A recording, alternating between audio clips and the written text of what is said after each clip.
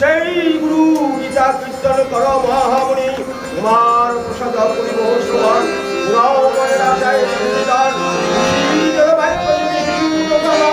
গুরু গীতা শেষ করিল কীর্তন সুতোয় শৈলম কৈলাস শিখরে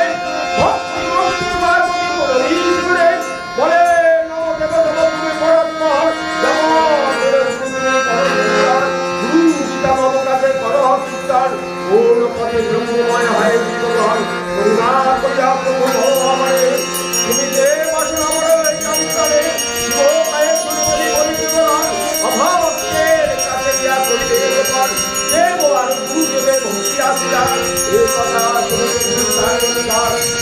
শক্তি অন্ধকার শক্তিনাথ গুরু তিনি অন্ধকার করল বিনাশ যাহার চরণ পদ্ম দুঃখতা মরে যাহার শরণ বিদ্যারে সেই গুরু স্বীকরণ করিয়া বন্দার ভক্তি করে তার চরণ অর্জন কমল পাদুর দেবী সেই স্বীকরণ তোমার চিন্তার করিবে বর্ণন লোকহিতকারী প্রশ্ন হইয়া যদি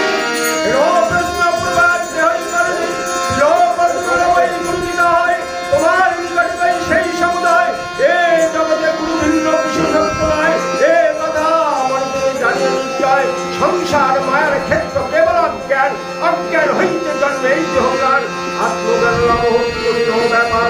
এই যে দুর্লভ একান্ত দরকার গুরু আত্মজ্ঞান লাভ নাই হয় আমি যোগ্য হেলে দাঁড়িয়ে